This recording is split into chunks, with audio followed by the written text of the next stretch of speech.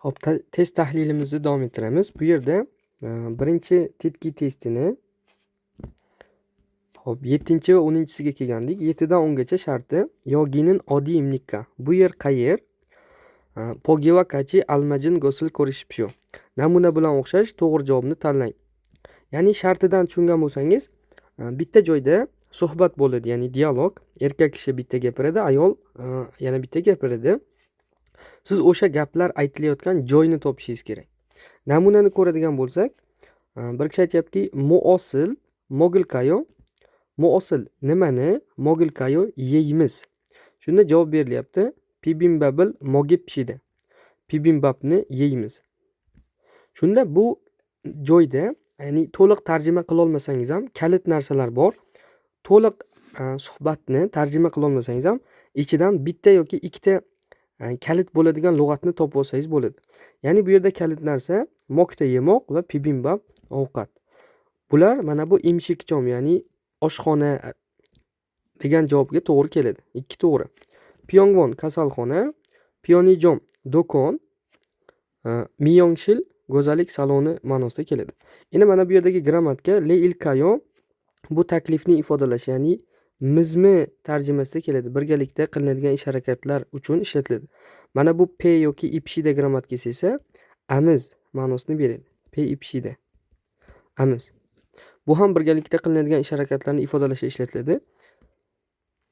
Xo'p, yaxshi tushunishingizni umid etaman. Endi audiosini bitta eshitib, davomini ko'ramiz.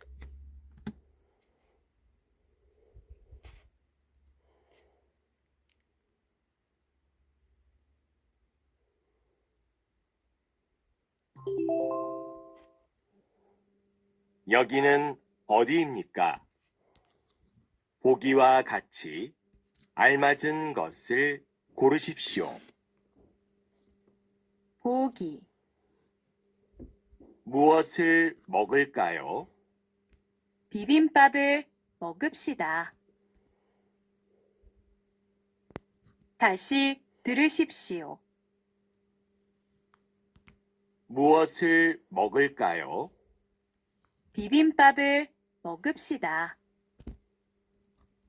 정답은 2번입니다. Xo'p, mana eshitdingiz. Endi 7 bu yerda joy nomlari, ya'ni qanaqa? P degani kema, tekshi taksi, chihachol metro, pihengi samolyot. Eshitamiz. 7번. 저 앞에서 내릴게요. 네, 알겠습니다. 다시 들으십시오. 저 앞에서 내릴게요. 네, 알겠습니다. Xo'p, buni endi xo'p aytgan gapini tarjima qilamiz. Cho apeso xo'p nerilgeyo dedi. Ya'ni ana u yer oldida tushaman va taksi aytdiki, ne algesimda. Xo'p, tushundim.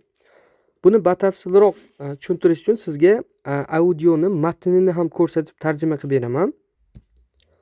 Xo'p, mana o'sha matn, 7-ni matni. Mana ayol aytdiki, cho apeso nerilgeyo. Cho degani men ma'nosida keladi yoki ana u yer ma'nosida ham keladi. Men apeso nerilgeyo.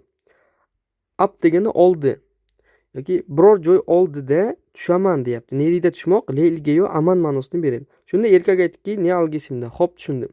Xo'p, mana matnni tushundingiz. Endi testimizga qaytadigan bo'lsak, mana siz qayerda shu joyda tushaman deyishingiz mumkin. Faqatgina taksida xolos. Ikki javob to'g'ri. Kemada ayta olmaysiz, metroda ayta olmaysiz va samolyotda ham ayta olmaysiz. To'g'ri javob 2. Endi 8-si.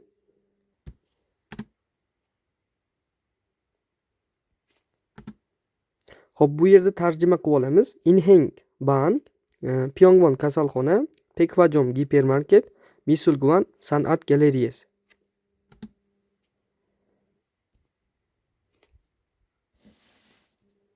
(8번) 사람들이 정말 많네요. 네, 가구는 몇 층에 있을까요?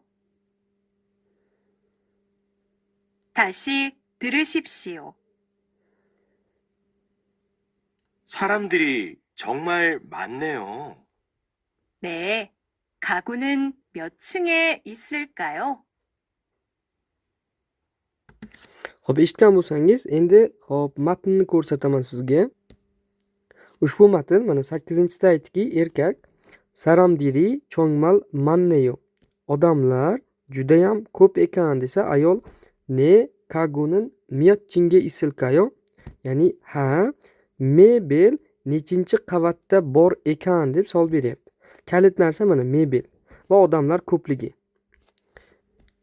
Hop, javoblarga qaytadigan bo'lsak, mana erkak aytdiki, odamlar juda ko'p ekan desa, ayol ha, mebel nechinchi qavatda ekan.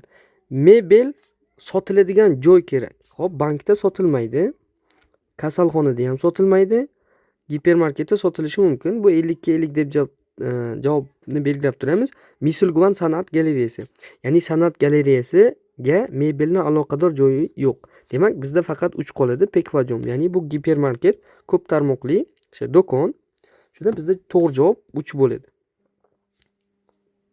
Keyingi testimiz mana 9 javoblarni ko'rib olamiz. 3 ball ekan. Kongwon park, Shiktang oshxona, Kotchip gul do'koni, Hakkyo maktab.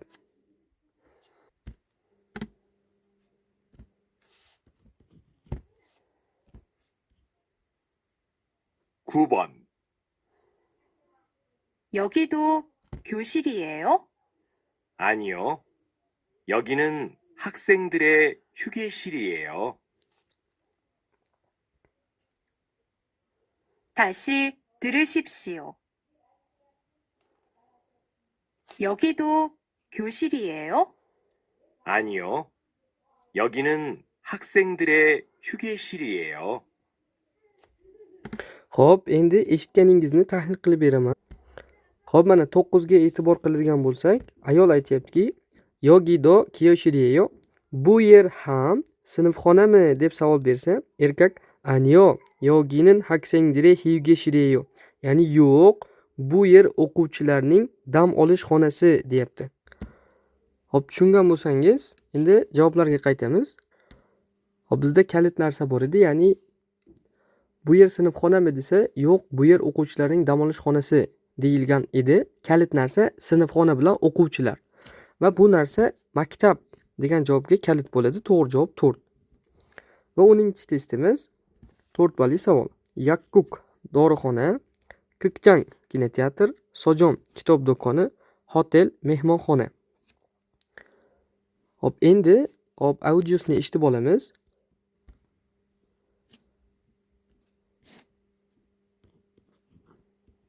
10번 인터넷으로 예약하셨군요. 방은 402호입니다. 네, 알겠습니다. 다시 들으십시오. 인터넷으로 예약하셨군요. 방은 402호입니다. 네, 알겠습니다. Hop, eshitgan bo'lsangiz, endi matnni o'qib tushuntirib beraman. Hop, ushbu matn mana erkak aytdiki, 인터넷으로 예약하셨군요. 방은 402호입니다. Internetdan zakaz qilgan ekansiz. Xonangiz 402 raqamli xona. Ne algesimliydi. Hop, tushundim deyapti ayol. Bu yerda kalit narsa faqatgina bitta mana. Xona 402 raqamli xona. Endi javoblarga qaytamiz. Hop, 402 raqamli xona bu asosan 4-etajda, ya'ni ko'p qavatli binolarda bo'ladi. Dorixonada bo'lmaydi, kinoteatrda ham bo'lmaydi, kitob do'konida ham bo'lmaydi va 4 qoladi, ya'ni hotel, mehmonxona javobi mos tushadi. Javob 4. Hop, yaxshi tushundingizga umid qilaman. Bugungi, ya'ni 3-video darsligimiz shundan iborat.